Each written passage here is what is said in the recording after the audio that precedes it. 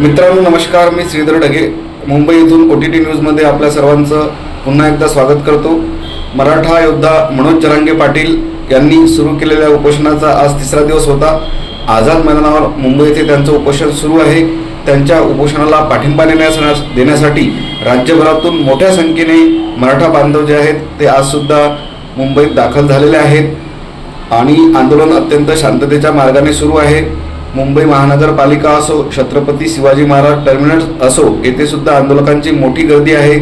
आंदोलक घोषणाबाजी करत आहेत आणि आपल्या भावना व्यक्त करत आहेत। म्हटलं कुठेही चुकीच्या पद्धतीने किंवा कायदा हातात घेतला जाईल असं कोणतेही वर्तन आंदोलकांकडून गेलेलं नाहीये। पोलीस सुद्धा आंदोलकांना सहकार्य करत आहेत। जागोजागी मोठा पोलीस बंदोबस्त लावलेला आहे।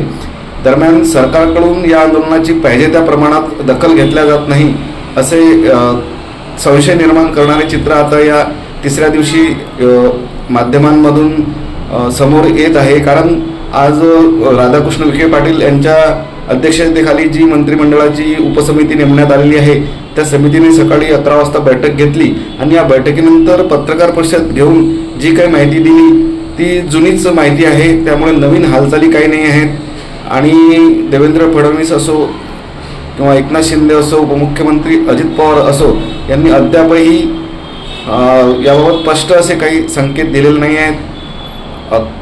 का करू पाहू असे त्यांची जे काही स्टेटमेंट आहेत ते मीडियात येत आहेत, मात्र प्रत्यक्ष समोर येऊन कोणताही ठोस निर्णय किंवा ठोस आश्वासन जरांगे पाटील यांना देण्यात आलेलं नाही। कुणबी आणि मराठा एकच आहेत, त्यामुळे सरसकट कुणबी मराठा हे सर्टिफिकेट द्यावे आणि मराठा समाजाला OBC मध्ये समाविष्ट करावं अशी मागणी जरांगे पाटील यांची आहे। त्या मागणीवर ते ठाम आहेत। आज सायंकाळी आझाद मैदानावर त्यांनी पत्रकार परिषद घेतली। ती पत्रकार परिषद सुद्धा आपण कव्हर केलेली आहे। जरांगे पाटील यांनी आपली अभ्यासपूर्ण मतं मांडली आहेत आणि कसं रीतसर आरक्षण देता येतं हे त्यांनी सांगितलं आहे। मात्र तरीसुद्धा सरकार त्यांच्या मागणीकडे का दुर्लक्ष करते हा फार मोठा प्रश्न आहे। आणि दुसरीकडे मुंबईसारख्या मेट्रो सिटीमध्ये रोज होणारी गर्दी आणि काही चुकीच्या लोकांकडून गुणरत्न सदावर्ते असो किंवा जी काही भाडोत्री मंडळी कुणी काय पेरली आहे किंवा त्यांचा बोलवता धनी कोण आहे हे माध्यमांसमोर येऊन अत्यंत चुकीचे आणि खालच्या स्तरावर स्टेटमेंट करत आहेत। कुठंतरी आंदोलन चिघडलं पाहिजे यासाठी IT सेल सुद्धा कामाला लागलेला आहे। त्यामुळे आता या आंदोलनाला लवकरात लवकर एका चांगल्या वळणावर नेऊन सरकारने थांबवणं अत्यंत गरजेचं आहे। मनोज जरांगे पाटील यांनी याबाबत आपली भूमिका मांडली। आज त्यांच्या उपोषणाचा तिसरा दिवस होता आणि उद्यापासून ते पाणी सुद्धा घेणार नाहीत आणि जरांगे पाटलांची प्रकृती बिघडली किंवा त्यांना काही थोडं अस्वस्थ झालं तर आंदोलक मात्र आणखी आक्रमक होतील आणि नंतर हा प्रश्न जो आहे हा आवाक्याबाहेर राहील आणि मुंबईच नव्हे तर राज्यभर सुद्धा एक मोठं आंदोलन पेटू शकतं। त्यामुळे सरकारने याबाबत तातडीने निर्णय घेणे गरजेचे आहे। आणि मनोज जरांगे पाटील यांची पत्रकार परिषद जी झाली त्यात त्यांनी जे मुद्दे मांडले ते सुद्धा मी आता तुम्हाला त्यांचा व्हिडिओ दाखवणार आहे। त्यापूर्वी तुम्ही आपले OTT न्यूज चॅनल सबस्क्राईब करा आणि बेल आयकॉन प्रेस करा आणि हा व्हिडिओ जास्तीत जास्त लोकांपर्यंत पोहोचवा आणि एक चांगला सामाजिक संदेश महाराष्ट्रामध्ये गेला पाहिजे। OBC बांधव असो, मराठा बांधव असो यांच्यामध्ये एकोपा राहिला पाहिजे। OBCंवर अन्याय होणार नाही आणि मराठ्यांना न्याय मिळेल अशा प्रकारचं धोरण सरकारने लवकरात लवकर राबवावं आणि त्या पद्धतीने निर्णय घेऊन मनोज जरांगे पाटील यांच्या आंदोलनाला एका चांगल्या वळणावर नेऊन थांबावं असं या निमित्तानं मी मत व्यक्त करतो। तर चला पाहूया मनोज जरांगे पाटील पत्रकार परिषदेत काय म्हणाले। धन्यवाद।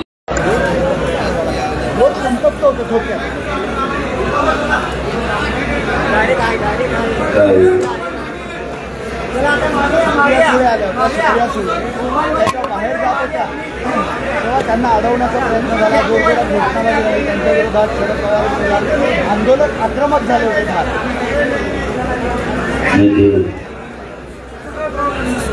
आंदोलक बघावं लागेल। माझी मराठा समाजाच्या पोरांना सांगणार की कोणताही नेता आला तो भाजपचा येईल, तो विरोधी पक्षाचा येईल. आपल्या पोरांनी त्याला ताण देऊ नका. आपल्या व्यासपीठावर आलेला आपला दुश्मन जरी असला तरी त्याला सन्मान द्यायचा शिका.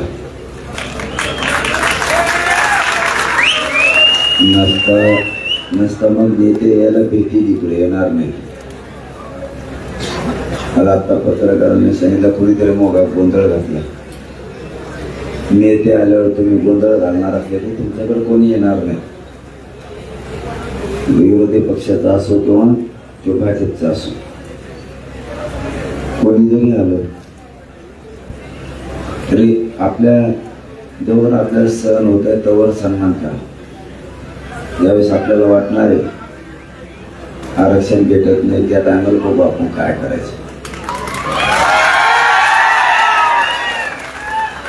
पण सध्या कोणत्याही विरोधी पक्षाचा, राष्ट्रवादी, काँग्रेस, भाजप, शिवसेनेचा कोणाचा आला, एकाही पोरानं त्याला इथून पुढे माघारी बोलू नका. त्याला सन्मान मिळाला, सन्मानाने वाटा लावा. बघा आता तुमच्यावर जबाबदारी. तो गोंधळ घालणारे कोण आहे ते बघावं लागेल आपल्याला. व्हिडिओ असेलच त्याचा सरकारने पाठवलेले आहेत का. मी मागेच सांगितलं ते सरकार दखलगिरी झाली. माझे पोर असं करत नाही, ते सरकारचेच असू शकते तेव्हाच ते असं करते. म्हणजे त्यांना ते घडूनच आणायचे.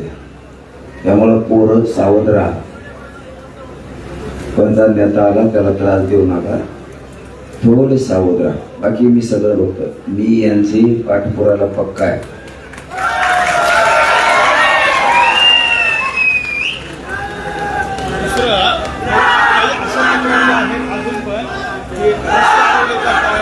वाहनांना महागारी जायला लावतात, काही ठिकाणी रस्ते अडवले जात आहेत, वाहनं महागारी फिरवायला लावले जात आहेत.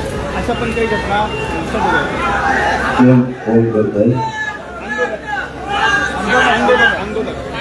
कोणाचे वाहन महागारी लावते. सर्वसामान्य जे रहदारी करतायत, चालतात वगैरे रस्ता सामने घोषणाबाजी करणे किंवा वाहनं असं काही किरकोळ घटना नाही. पोरांना सांगणं आहे की रस्त्यात फक्त गाड्या लावू नका, तुम्ही मैदानावर लावा. आणि मग तुम्हाला तुमची गाडी सुरक्षित असली तुम्हाला मुंबईत येता येईल. मग बार ते सांगायला लावू नका. आता बोलायला जास्तीचा त्रास होतो. त्यामुळे सांगितलं तेवढं ध्यान ठेवा. कायम सगळ्यांनी शांतता ठेवा. मरीन लाईन्सला समुद्रात उतरत आहे.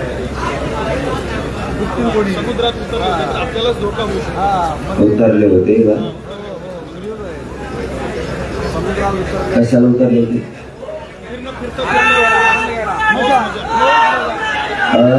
म्हणले ना समुद्रात फिरून या, जरा विमानतळ बघा. मोकर जाऊ ना, समुद्रात जाऊ नका. तिकडं समुद्रात एक बी गेलं नाही पाहिजे. तिकडं आला एखाद्याला लागन काय होईल. अजिबात मला तिकडे गेलेला मला दिसला नाही पाहिजे. आता पाण्यात आजूबाजूने पाहिलं ठीक आहे, परंतु पाण्यात मला एक बी माणूस गेलेला नाही पाहिजे. तुम्ही तुमच्या घरी जा. तिथं आपल्याला जिंकायचंय. एक माणूस महत्वाचा आहे. त्यामुळे ते पाणी चांगलं नाही शरीरासाठी. ते खारं पाणी आहे, त्यामुळे त्यात उतरू नका. आरक्षण उपसमितीची आज 2 वेळा बैठक झाली. त्या बैठकीमध्ये एक पेच प्रसंग आलेला आहे की सरसकट कुणबी संबोधनात सुप्रीम कोर्टाचा नकार आहे. आता ते तुमच्याकडे कसं यायचं असा एक प्रश्न एकाच अडकले. आता तेच आहे महाधिवक्ता म्हणजे ॲडव्होकेट जनरल ऑफ महाराष्ट्र त्यांनाही तिथे बोलवलं होतं. आता ते त्यावर काय तोडगा निघू शकतो याची तपासणी करतात. महाधिवक्ता कुठले? राज्याचे का? बरं, नाही तोडगा सोपं आहे. सरसकट शब्द तुम्ही लावूच नका ना. जर सुप्रीम कोर्टाचं आणि केंद्राचं म्हणणं आहे असं तुमचं म्हणणं आहे, उपसमितीची 2 वेळा बैठक काय बडबड करणारी. इकडं काय चाललंय काय नाही काय सारखे चालले ते तुमच्या अंगात. एवढं होऊ द्या ना, एवढं होऊ द्या. जर तुमचं म्हणणं आहे उपसमितीची 2 वेळेस आज बैठक आहे, मला तर माहित नाही, तर काय निर्णय आहे केंद्र सरकारचा का सुप्रीम कोर्टाने सुप्रीम कोर्टाचा सरसकटला प्रॉब्लेम आहे असण्याचं कारण नाही, पण त्याला पर्याय दुसरा पण आहे. तुमच्याकडे 58 लाख नोंदीचा आधार आहे, त्याच आधारावरती मराठा आणि कुणबी एकी JR काढा म्हणतो आपण, त्याच्यावरच बैठक झाली ना. मराठा आणि कुणबी एकी याच्यावरच JR काढायला 58 लाख नोंदीचा आधार आहे. ज्या मराठ्यांच्या कुणबी नोंदी सापडलेल्या आहेत आणि ज्या मराठ्यांच्या सापडलेल्या नाही त्यांची पोटजात उपजात म्हणून आपण आरक्षण घ्या सरसकट शब्द वापरूच नका ना. त्या 58 लाख नोंदीच्या आधारावरती JR काढा, अध्यादेश काढा की मराठा कुणबी ही पोटजात उपजात आहे. तोच कायद्याचा 2012चा रूल सांगतो. 1967 पासून 2001, 2000 आणि त्याच्यानंतर 2012च्या कायद्यानं ओबीसी आरक्षण मजबूत केलं. म्हणजे तुम्ही व्हॅलिड होताय 2012च्या कायद्याने. तुम्हाला व्हॅलिड करायचं असेल, तुम्हाला ओबीसी आरक्षण द्यायचं असेल आणि तुमच्याकडे जर आधार असेल, महत्वाचे 4 मुद्दे सांगितले कारण प्रश्न महत्वाचा म्हणून सांगितले. व्हॅलिड करायला आणि तुम्हाला पोटजात उपजात म्हणून आत घ्यायला 2012च्या कायद्यानुसार 58 लाख नोंदीच्या शिंदे समितीच्या अहवालावरती मराठा आणि कुणबी पोटजात उपजात म्हणून आत घ्या. ज्याला घ्यायचं ते घेईन, ज्याला नाही घ्यायचं ते घेईन, सरसकट म्हणायची गरज नाही. दुसरा जो तुमचा आग्रह आहे की हैदराबाद आणि औंध त्या संदर्भात सातारा त्या गॅजेटच्या संदर्भात दुपारी काहीतरी चर्चा झाली होती. ती काय चर्चा झाली, तुम्ही काही पुन्हा सगळे डॉक्युमेंट अगोदर दिले होते ना, पण अजून काही देत आहेत का सरकारला? आणि सुप्रीम समितीचा एक विषय एवढं सांगतो. हे बघा, आम्ही तुमच्या म्हणण्यानुसार आम्ही अभ्यासकांशी फक्त चर्चा केली. आम्ही कसलीही डॉक्युमेंट सरकारला देणार नाहीयेत. त्याचं कारण असं, सरकारनं 13 महिन्यापूर्वी डॉक्युमेंट घेतले. आता देऊन उपयोग नाही. आता डॉक्युमेंट देऊन काय करायचं? सरकारनं 13 महिन्यापूर्वी हैदराबाद संस्थानकडून तिथल्या मुख्य सचिव आंध्राच्या आणि आपल्या मुख्य सचिवांनी दोघांनी मिळून त्या पप्प्या अटेस्टेड केल्या. नुसतं पप्प्या उचलून जर आणल्या असत्या, इथल्या मागासवर्ग आयोगाला, राज्याच्या केंद्राच्या मागासवर्ग आयोगाला, कॅबिनेटला आणि इथल्या समितीला आणि 2012च्या कायद्याला, म्हणजे 5 विषयाला ही पंचसूत्रीय याला त्या मान्य झाल्या नसत्या. म्हणून इथली समिती आणि इथल्या मुख्य सचिवांना ते तिकडच्या मुख्य सचिवाकडून अटेस्टेड करून आणणं आवश्यक होतं, ते आणलेलं आहे.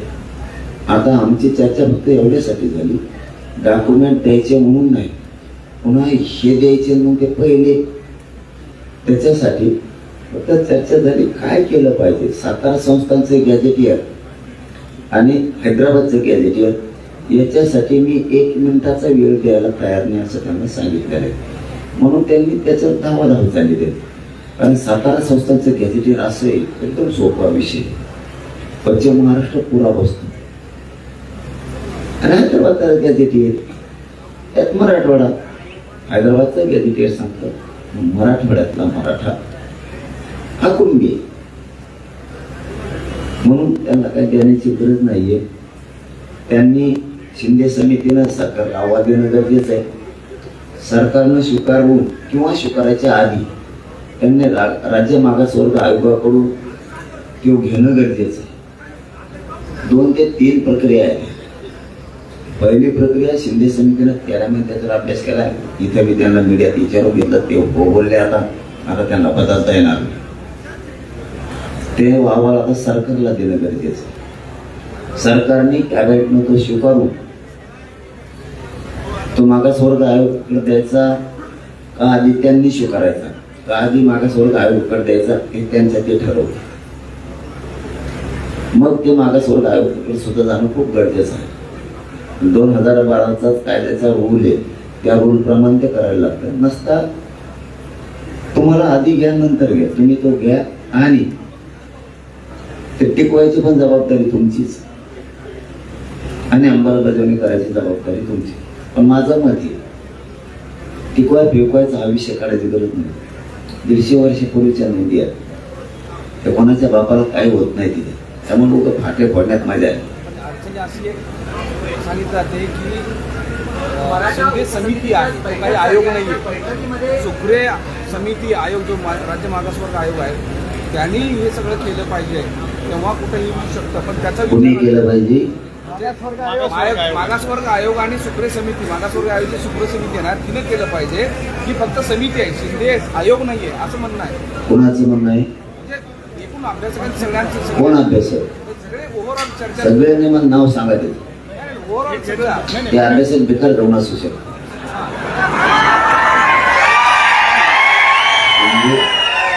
शिंदे समितीचं मी सांगतो फोडून तुम्हाला, आम्ही खेड्यात देत पण अक्कल येत म्हणून ते एवढं लढतो ना. जो कोण अभ्यासकांनी तुम्हाला सांगितलं ना, ते एक नोंद बी आतापर्यंत पत्रात नाही पाडले मराठीच्या. आपण 58 लाख म्हणजे 3 कोटी मराठी आरक्षण आतापर्यंत.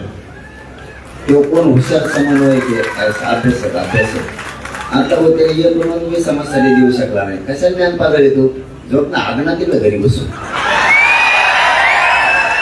तुम्हाला क्लिअर सांगतो, शिंदे समितीचं काम आहे नोंदी शोधणं, प्रमाणपत्र देणं पण त्यांच्या हातात आहे, व्हॅलिड देणं पण त्यांच्या हातात आहे. पण जर संबंधित मंत्रालयानं ते अधिकार जर त्यांचे काढून घेतले हरकत नाही. संबंधित मंत्रालय प्रमाणपत्र पण देते आणि व्हॅलिड पण देते.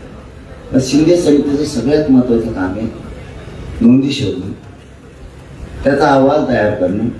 त्यांनी तो अहवाल तयार केला, त्याचे 3 खंड तयार केले. गप्पानारे पागल जावो, तुम्ही आयुष्यात कधी फोटो बघितले आहे का नाही? त्यांनी त्याचे 3 खंड बनवले, सरकारला दिले. हे काम शिंदे समितीचं. एकदा जर सरकारनं अहवाल स्वीकारला, देव जरी आला तरी ते अधिकृत होत्या, ते कोणी रोखू शकत नाहीये. आता पुढची प्रक्रिया काय? सरकारनं तो अहवाल स्वीकारून त्याची अंमलबजावणी करणं. मग त्यांना आता मागासवर्ग आयोगाकडे द्यायच्या आधी म्हणतो आम्ही देणं तर गरजेचं आहे का, त्यांनी स्वीकारून कॅबिनेट समोर ठेवून मग मागासवर्ग आयोगाकडे देऊन अंमलबजावणी करायची. एवढे 2च प्रयोग साधे आहेत, ते 5-5 मिनिटाचे आहेत. तुम्ही एवढं सोपं करून सांगताय, मग इतक्या मोठ्या बैठका घेण्याची समितीला सरकारला काय वेळ येऊ लागलेली आहे? का असं होतं? तुम्ही एवढं सोपं करून सांगता आणि ते सहज शक्य म्हणतात. पटेल, त्या समितीमध्ये ना त्या शिंदे साहेबांनी वेळ वाढवून मागितलाय.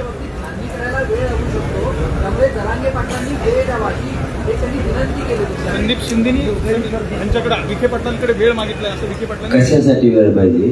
शिंदे समितीला अहवाल द्यायला. कशाची झाली नोंदणीची? 11 महिने काय केलं? बजेट तळीले काय? असं नसतं, वेळ काढू का नाही आता नसतं.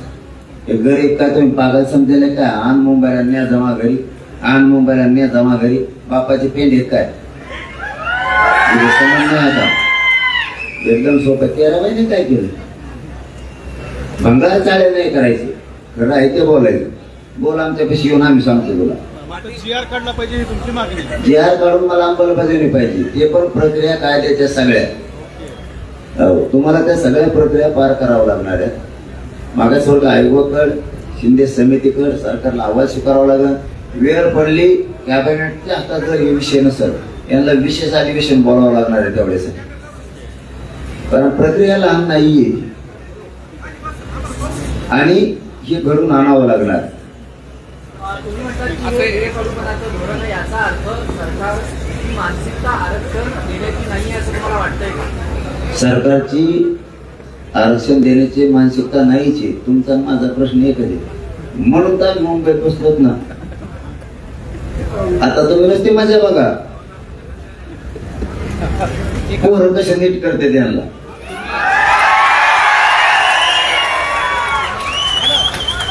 आणखी तर शनिवारी रविवारी पुढच्या आमचे पुरेच येणार आहेत.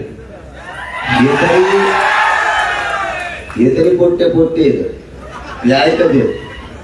एकदा जर आमच्या धोत्र आले ना, ते धोत्र कुणालाच पूजित नाही. ते कुणाला बी त्यांच्या धोत्रात घ्यायला मात्र सुद्धा धोत्रात घेतले. आपण कधी खोटं बोलत नाही आणि मी जे बोलतो ते राज्यात करतो. पुढच्या शनिवार रविवारी बघा तुम्ही, तिकडचा आमचा सगळा मेन माल यायचा राहिला नाही. मेन माल कशी हगल लावता तुम्ही ती मजा बघा.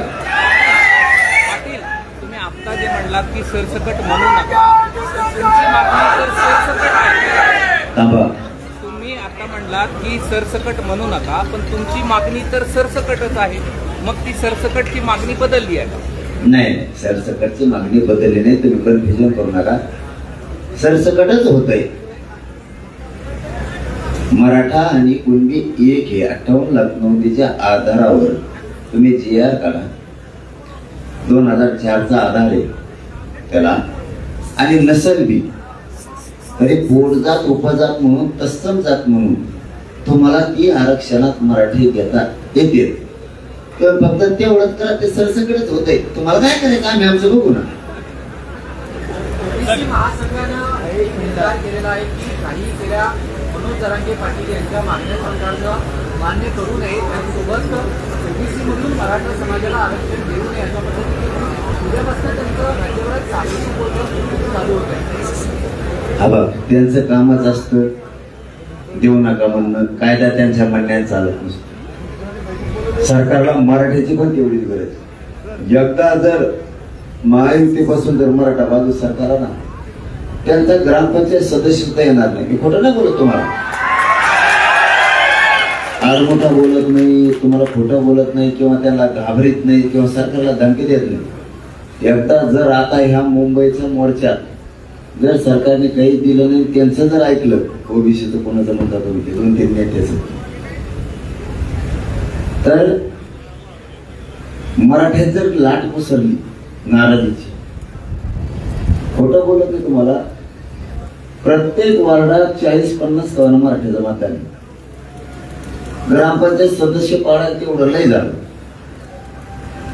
नगरसेवक पाडायला 200-400 मतदान लय झालं.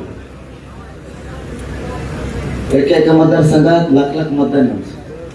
आमदार पाडायला 20,000 मतदान जरी विरोधात गेलं तरी तिची फुकट लागेल. त्याच्यामुळं आता जर मराठी सुद्धा सरकारला तेवढीच गरज आहे. आणि त्यांनी जर याचं हे केलं, काही राहणार नाही, त्याचं काहीच राहणार. भुजबळ कामाला लागले. भुजबळांनी सगळ्या ओबीसी संघटनांची मुंबईत बैठक बोलवलेली आहे. आरक्षणाच्या हालचाली सुरू आहेत. नाही, त्याला नाही मोजेत वाढ. त्याला मोजेत नाही, त्याला कामच काय दुसरं. संघटना गोळा करेन, नामकं गोळा करेन, त्यांना पैसे देईन, दुसरं काय करता येतं त्याला.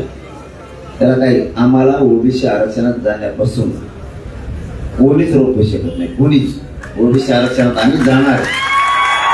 आंदोलन जसं ऍक्टिव्ह झालं तसं भुजबळ ऍक्टिव्ह व्हायला लागले. आणि ते पहिलेच कामातून गेले, त्याचं 50 बऱ्या काय नाव घेता भंगार जाऊन येतं. गेल्या 3 दिवसांपासून पत्रकार तुमच्या आंदोलनाचं वार्तांकन करतात, मात्र त्यांच्यावरच हल्ले व्हायला लागले, दगड मारली जातात. महिला पत्रकारांचा मी सांगितलं बाबा, एवढं मनावर नका घेऊ. खेड्यातले पोर आहेत, पत्रकार बांधवाने एवढं मनात नका घेऊ. ते खडे मारले काही त्यांना थोडी, आता म्हणून मीडियासमोर वेगळी सवय. ते कुठे गेले तर त्यांना थोडासा सवय आहे थोडीशी. थोडं तुमचे लेकर आहेत ते खेड्यापाड्यातले आलेले, थोडं पत्रकार बांधवाने पण समजून घ्या. आणि पोरावर तुम्हाला सांगतो, त्यांना खडे नका आणतो रे. पागलसारखं वागू नका. पुऱ्या राज्यात आपली गोरगरिबाची मागणी, आपल्या वेदना ते दाखवली. थोडं समजून घ्यायचा. मुंबईभर, पुऱ्या मुंबईत पत्रकारांना थोडा सुद्धा त्रास देऊ नका. थोडा सुद्धा देऊ नका. पत्रकार मुंबईत कुठं असो, चांगली असो वाईट असो, जशी काय असेल ते असो, पण काही म्हणू नका. आणि पत्रकार बांधवांना सांगणे, खेड्यापाड्यातले लेकर आहेत ते, बाबा तुमच्या लेकर म्हणून थोडंफार सहन करा, जाऊ द्या. आज 3रा दिवस आहे, उद्या 4था दिवस असेल. हे दिवस वाढत चाललेले आहेत आणि तुमची तब्येत आता हळूहळू ढासळत चाललेली आहे. मागचे उपोषण पाहता लक्षात येतं की उद्यापासून तुम्ही इथून उठाल की नाही आम्हाला वाटत नाही, कारण 4-5-6 दिवसापासून तुम्ही उपाशी आहात. तर मग हे आंदोलन पुढं कसं जाणार असा एक प्रश्न आहे. सरकार एका बाजूला बैठका घेत आहे आणि ते म्हणतात की अडचणी आहेत, तेच आहे, आणि तुम्ही म्हणताय कसं होणार याचं आउटपुट? हे बघा, मी तर मरोज तरी उठणार नाही. आपली एक तर विजय इथून जाणार नाही तर मग अंतयात्रा गावाकडे जाणार. आपण हटत नाही, मी हटत नाही. मी एकदा बोललो ना, मी ते करतो, माझा स्वभाव आहे. मी जीवन जगण्यात महत्व नाही देत. मी आयुष्य आरामाला महत्व देणारा माणूस नाहीये. आयुष्य आरामाला कुणी महत्व दे, मी समाजाच्या आयुष्य आरामाला महत्व देतो. नसता इतका जीव जाळून घेतला नसता. बघा, आता 2 डॉक्टर आले, त्याला नाही रक्त निघलं माझ्या अंगात. विचारा त्याला, रक्तच नाही निघलं. त्याने मस्त टोचल्या, ते काय करून चेप्ट होतं ते मग चेप्ट पोचून बघितलं काय कर, त्याला काहीच नाही आले. मी स्वतःच्या शरीराचे कधी विचार नाही करत. समाज मला किती सुखी करताय, आनंदी करताय, यासाठी मला काय योगदान त्याच्यासाठी देत आहे. मी सांगितलं त्या दिवशी, मला जर देवेंद्र फडणवीस म्हणला तुला लयच समाजाची माया आहे, तुला आरक्षण देतो पण तू अंगाचा पूर्व कातडा काढून दे, एका क्षणात काढून दे. मी मरणारा नाही वेळ. एका गरिबाच्या घरातून मी आलोय. मला समाजाचे लेकराचे किती हालत माहिती. तुम्हाला पद कधी येते, पैसा कधी येईल. एकदा जर लेकी बाळीचं वाटलं झालं, पोराचं वाटलं झालं, पुन्हा नाही येणार. आज मला सांगायचं नाही तरी सांगतो, विरोधी पक्ष नेता मोगा बसला होता, मला आधी माहित नव्हता. त्यांनी सांगितलं, ते म्हणले 3दा माझी पोरगी हुकली आणि कोणते प्रमाणपत्र नाही गेली तर मोठ्या कॉलेजला माझी पोरगी लागली. विरोधी पक्ष नेता याच व्यासपीठावर म्हणला, मला माहित पण नव्हतं. गरीब श्रीमंतांसाठी किती आरक्षण महत्वाचं आहे आता हे लोकांना कळायला लागलंय. म्हणून माझं म्हणणं आहे, मी मरायला भेट नाही. सरकार बैठका घेत आहे, वेळ काढूपणा करत आहे. मी खुला चॅलेंज दिलेलं आहे. तुम्ही देवेंद्र फडणवीसने मला इथं गोळ्या घातल्या तरी मी मरायला तयार आहे. त्यांनी मला जेलला उचलून दिलं तरी माझं जेलला मरून खुशी सुरू राहणार. आणि इथं जरी बसलं तरी एक तर विजय घेऊन जाणार आहे आता, नाही तर मग यंदा यात्रा जाईल. मी कुठं म्हणतो आरक्षण द्या, मी याच्यापेक्षा काय करू शकतो. माझ्या समाजासाठी मी इतकं जगतोय, इतका मी उपाशी तापाशी राहतो, इतकं रक्त चालतो. पोरं बाळा लेकरा बाळा मोठे व्हावत म्हणून मी जगतो. मी माझं पूर्ण शक्तीपणा लावू शकतो. सरकार देणार का नाही त्याचा प्रश्न. पण तुम्हाला एक सांगतो, सांगायचं नव्हतं पण सांग. जर असंच होत राहिलं नंतर मुंबईत पोरावर कुठं काठीनं फिटीनं मारलं, काठीनं फिटीनं जर मारलं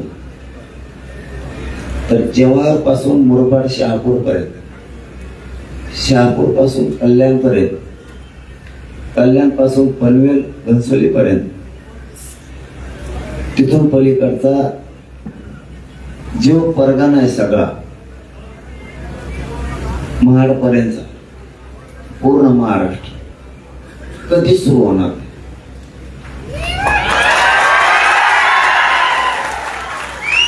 कधी सुरू होणार.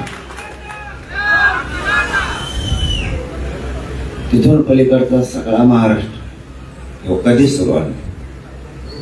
तुमच्या रेल्वे यायच्या असल्या तरी आमच्याकडूनच यायच्या, तुमच्या गाड्या यायच्या असल्या तरी आमच्याकडूनच यायच्या. आमच्या हद्दीतले बोगदे सुद्धा तुमच्या चालणार नाहीये. शेवटी समाजाचा किती अंत बघायचा याला सुद्धा सीमा असते.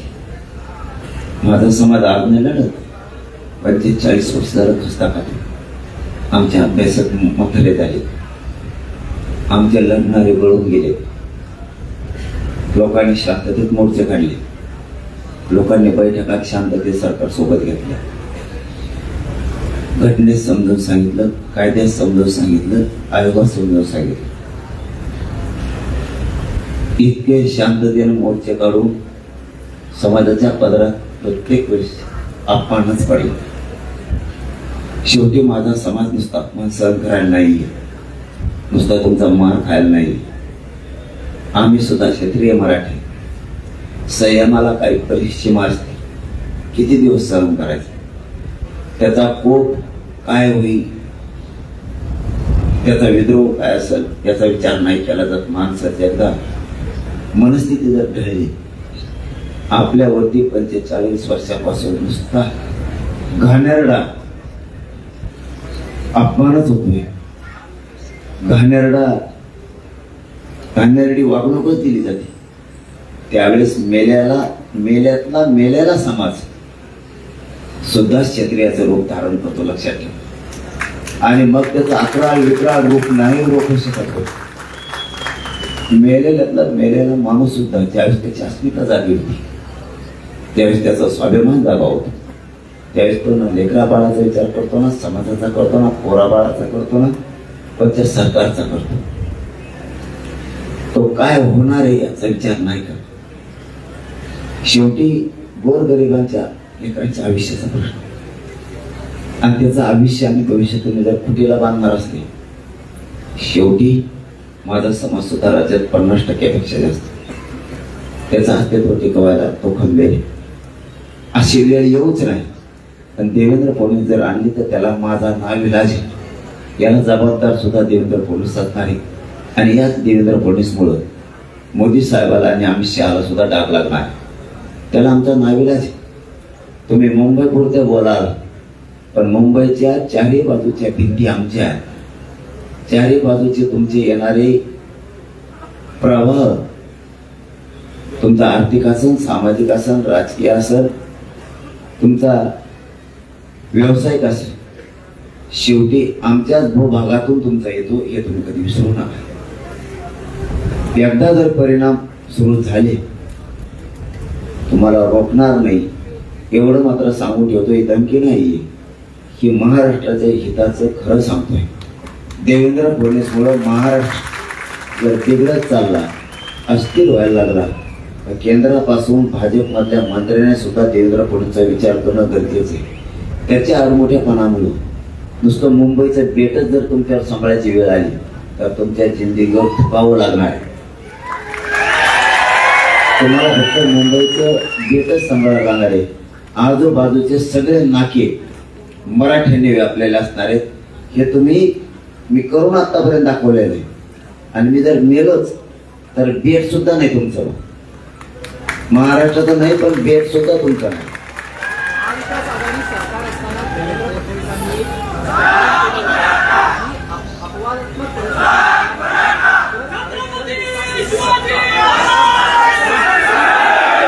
कोण म्हणलं असं? 2-3 वर्षापूर्वीचं स्टेटमेंट आहे. महाविकास आघाडीचं सरकार असताना त्यांनी असं म्हटलं होतं, अपवादात्मक परिस्थिती जर निर्माण झाली तर आरक्षण देता येऊ शकतं. मात्र महाविकास आघाडी सरकारची तशी मानसिकता नाही आहे. त्यामुळे आता अपवादात्मक परिस्थिती निर्माण झाली आहे का असं तुम्हाला वाटतंय का? तुम्हाला मी आणखीन आठवण करून देतो. देवेंद्र फडणवीस साहेब म्हणले होते, अपवादात्मक परिस्थिती निर्माण झाल्यास आरक्षण देता येतं, असं तुम्ही म्हणताय. पण त्यावेळेस त्यांचं सरकार नव्हतं ना, दुसऱ्यावर म्हणता येतो निवडून येत असतं म्हणून. निवडून आल्यावर आता आजची परिस्थिती अशी आहे, राज्यातले मराठी आरक्षण देण्याची परिस्थिती आहे. पुराव्यासहित दिलं पाहिजे.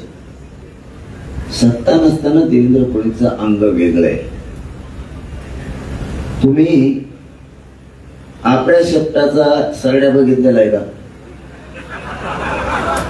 नाही. मी काय म्हणलं हेच कळत नाही तुम्हाला.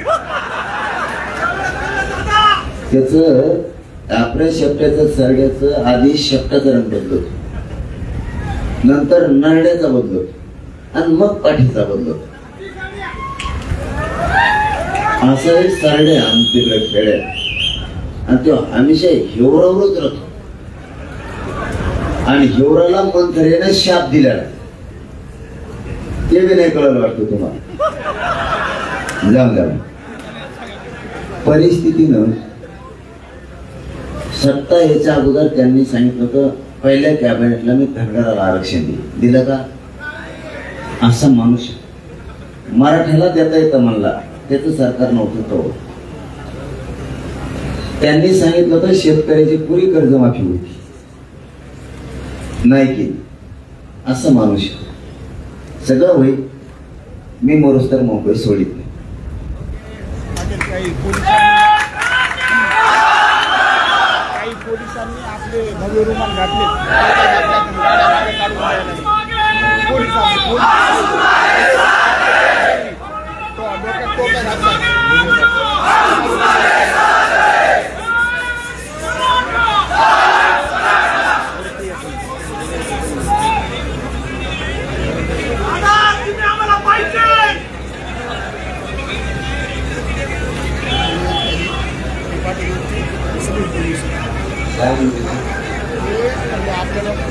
पुढे चालू आहे.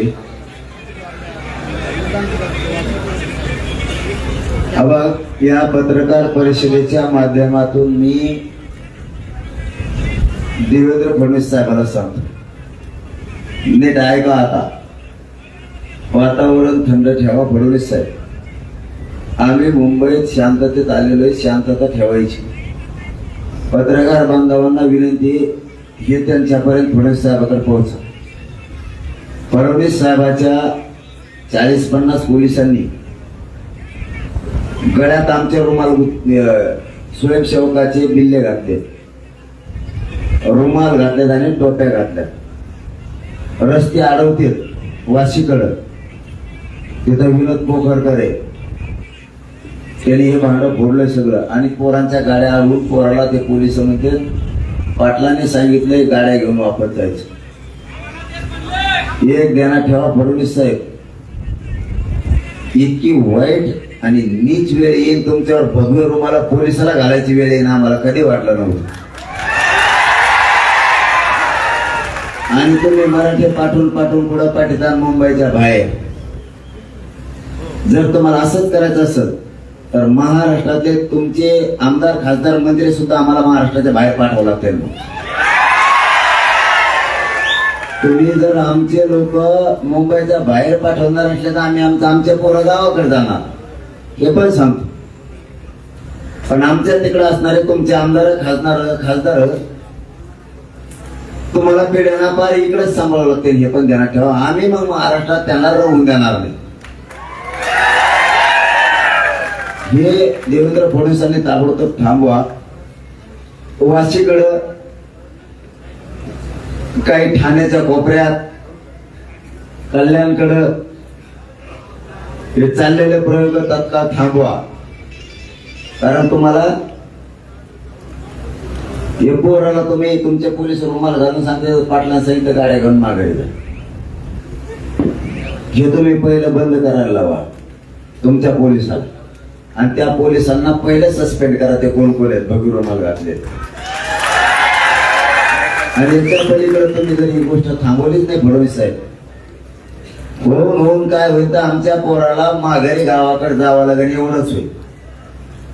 पण राज्यात तुमची एवढी दशा तुमचे आमदार खासदार मंत्र्याची होईल, त्याला लेकरा बाळा सहित आमच्या महाराष्ट्रात मग आम्ही राहून देणार नाही तुमच्या एका चुकीमुळे. ही शब्द आता ध्यानात ठेवा. काय होईल मग सगळ्या पोरं इथून माघारी जातील, पण पुन्हा महाराष्ट्रात तुमचा आमदार खासदार मंत्री राहू शकत नाही. हे तुम्हाला मग थोड्या दिवसात दिसत. ती वेळ येऊ देऊ नका. नितेश राणे यांनी बीबीसीशी बोलताना असं म्हटलंय, तुम्ही जर आमच्या नेत्यांना शिव्या घातला तर आम्ही सुद्धा तुम्हाला शिव्या देऊन अनेक प्रकारच्या शिव्या असतील. कोण म्हणलं? नितेश राणे. चिचुंदरी अंगावर एक बी केस नसलेली चिचुंदरी, लाल दिसती नुसती एवढी. चिचुंदरीचा आवाज तो ऐकला तुम्ही? त्याचा आणि त्याचा सारखा जे करते नुसती. आणि लगेच हागटी लगेच निघती. आमच्या नेत्याला जर बोलले तर आम्ही सुद्धा शिव्या देऊ. अरे बेट्या नेता नाही येतो, जात येतो. 96 कोळी म्हणतो तू स्वतःला, काय 96 कोळीवर भंगार तू. नेता बाप नाही तो, समाज बाप येतो. 96 कोळीतला 96 कोळीच असं असतं, 96 कोळी ही मायबाप त्याची जनता असते. नेता बाप नसतो त्याचा 96 कोळीचा. तू एक काम कर, तू 96 कोळीचा 9 काढून टाका, 6 कराय.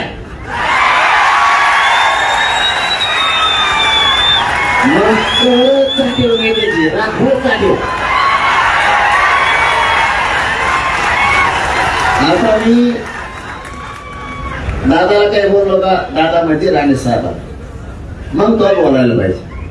मी निलेश साहेबाला काय बोललो का, मग तो बोलायला पाहिजे. तो नेत्याचा तो काय समान बघ. तू काय या काय बेटातला जन्मालेला आहे का, येगळ्या बेटात पाहिलं झाला का तू. दादाचं आश्चर्य रक्त आहे ना ते मराठीला सोडून असं कसं काय वागायला लागलं या काय. माझं एवढंच सांगणं आहे, पुन्हा एकदा आता शेवटचं.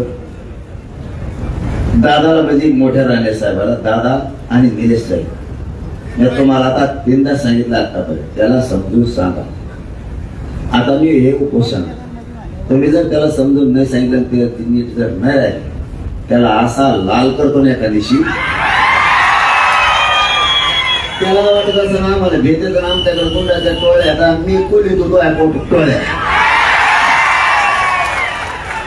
मला माहिती होतो दादागिरी कुठे 100 लावली, 3 उठले तुझी दादागिरी. आता लय झालं तर 4-2 जात होतं ते समुद्रात, सगळं माहिती माझ्यावर कुंडली. ती भीती आम्हाला होईल लवकरच. तू मला खोल घरात घुसायला नको, तुला कुठे वाजतात भेटला नसेल, पण मी असंच 96 कोळी मराठ्याची अशी आवडा देतो, तू कुठं बशी. निलेश साहेबांनी दादा त्याला एकदा सांगाव नसता, मी परिणामाचा विचार करणार नाही. आणि दादाला निलेश साहेब चांगला माहितीये पोट्ट काय चीज.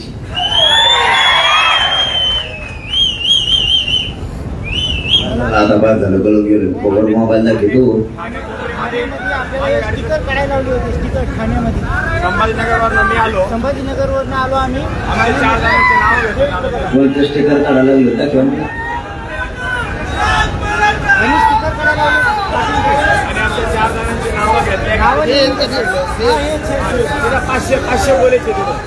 नाव लिहून घेतलं का पोलिसाचं, नाव लिहून घेतलं का पोलिसाचं, काय होतं त्याच्या बिल्ल्यावर लिहिलं, तुम्ही लिहून घेतलं का.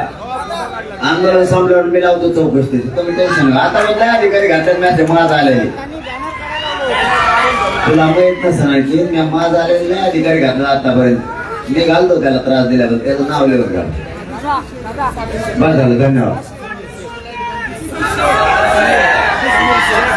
आता मग आता लाईट बंद करायचं करू दे, आपलं जनरेटर लावा, आपली मराठी चावला दे, देवेंद्र फडणवीस वेगळा विषय. काही ठिकाणी भगवा उपळणा असेल, त्याला पाणी दिलं जात नाही दुकानामध्ये आंदोलकाला. त्या आंदोलकांनीच ही गोष्ट लोकमतला सांगितली. या संदर्भात काही म्हणा. देवेंद्र फडणवीसने किती त्रास दिला, लाईट बंद केली, भगवा उपरणा दिसल्यावर पाणी नाही दिलं, असे आदेश जरी दिले असते तरी आम्ही लढणार आहेत, आरक्षण घेणार आहेत. का व्हायचं ते होऊ दे, पण आरक्षण घेतल्याशिवाय मुंबई सोडित नाही. धन्यवाद. बस आता बस, धन्यवाद.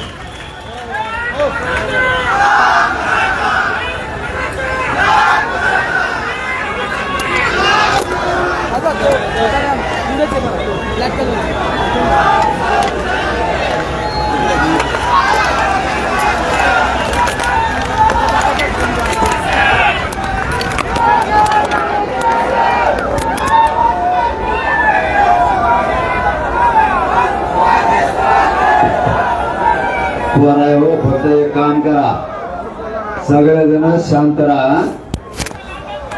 कोणी धिंगाणा फिंगाणा करायचं नाही, किती त्रास झाला तरी शांत राहा. 7-8 दिवस काय होतंय काय नाही सगळं बारीक देत ठेवा. फक्त कोणी वाईट पाऊल उचलू नका, आपल्या जातीचे मान खाल्ले झाले पाहिजे. मी सांगितलं तुम्हाला, तुम्ही फक्त शांत राहा. कितीही त्रास होऊ द्या म्हणलं तुम्हाला, लालबागला जाऊन देऊ नका, पुढे जाऊन देऊ नका, तुम्हाला पुढे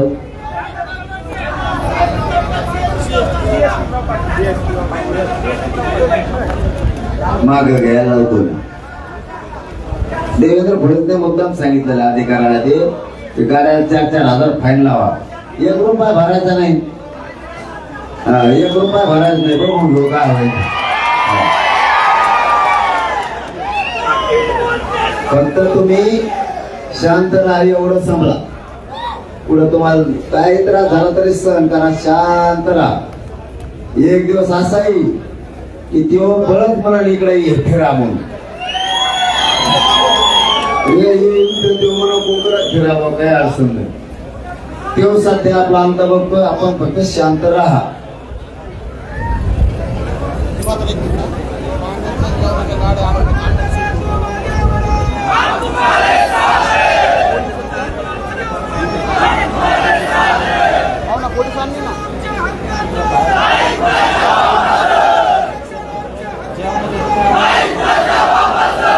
आता त्यांनी अटक शेतूला पोलिसांनी गाड्या अडवल्या जेवणाच्या. आता तुम्ही मला सांगत बसले मी उपोषण करू का ते करू, मी काय करू. आता ते देवेंद्र फडणवीसला उपाशी लोक मारायचे ठरवलं त्यांनी, म्हणून मग उपाशी काय त्याला एवढं, आपण मरू उपाशी. जे मरण समजा मी मेलो, वर्ष पुढे जाळा मला,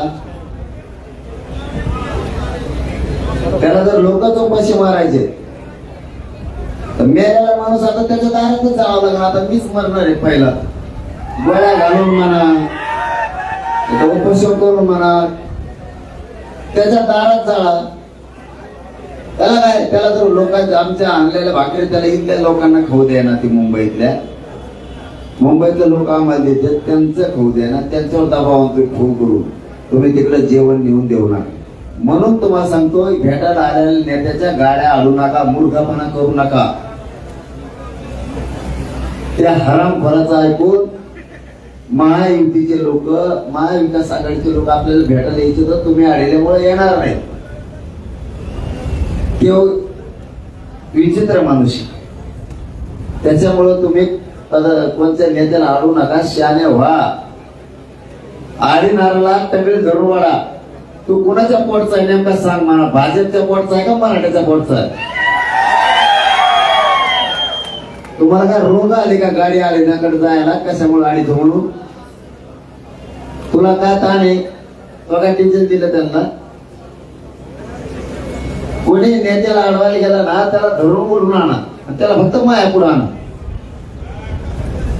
तुम्ही काय कामाचं मग ते गाडी आली तुम्ही, म्हणजे आपण एवढे मोठे असून ते 2-3 जण गाडी भरायला लागले, देवेंद्र फडणवीसने पाठवले. त्याला तेच वाटतंय आपल्या लोकांनी गाड्या नेत्याच्या आणावं, मग नेते यांच्याकडे जाऊ दे, आणि तुम्ही तेच काम करायला. काय डोकं वापरणार आहोत तुम्ही, त्याला आम्ही 500 किलोमीटर. आपल्याकडं भाजपचा, राष्ट्रवादी काँग्रेस, शिवसेनेचा नेता येऊ नये, ते स्वप्न बघतोय, आणि त्याचं स्वप्न तुम्ही पूर्ण करायला लागले. लोकांना आलेलं की लोक इकडे येणार नाही, झालं त्याचं स्वप्न साकार. तो आपल्याला जेवण देणाऱ्याला फोन करून सांगतो, तुम्ही काय जेवण देता. त्यांनी लालबागच्या राजाचं जेवण बंद केलं आपल्या लोकांसोबत. आता गाड्या अडवायला, त्याला वाटतं मराठीचे लोक कदरून माघारी गेले पाहिजे. त्याला माहित नाही आम्ही 2-2 महिन्याच्या तयारीने आलो. आणखी पुढच्या शनिवारी रविवारी आमच्या सामानाचा ट्रक येणार आहे. देवेंद्र फडणवीस जेवढा त्रास देईल तेवढं 8-10 दिवसांनी आंदोलन हे मोठं होणार. ते जितका त्रास देईल तितकं वाईट भोगावं लागणार आहे त्यांचे आमदार खासदार मंत्र्याला, तितकं वाईट. जितकं आम्ही 8-10 दिवस मुंबईत भोगू त्याच्यापेक्षा 100 पट जास्त त्याच्या नेत्याला महाराष्ट्रात भोगावं लागणार आहे. ध्यानात ठेवा मला. तू या टायमाला तो मराठ्यापुढे वाकला बी तरी आम्ही सोडणार नाही तो नेते. शांत राहा सगळे.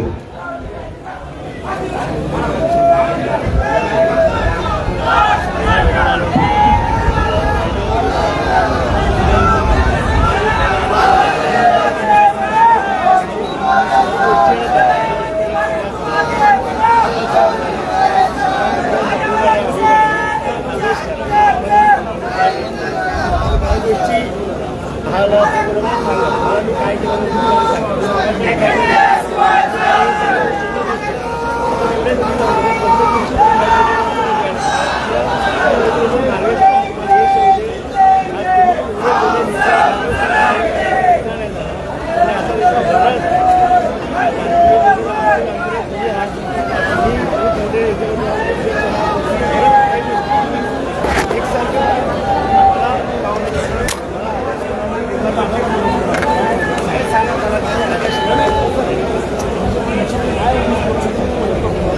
काय मला आपल्या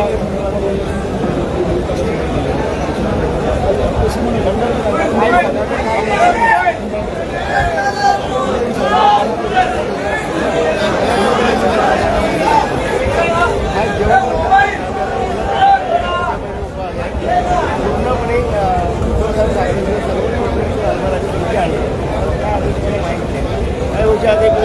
गोष्टी आता समज दाखवू शकतो मला परत येत पण पडते मला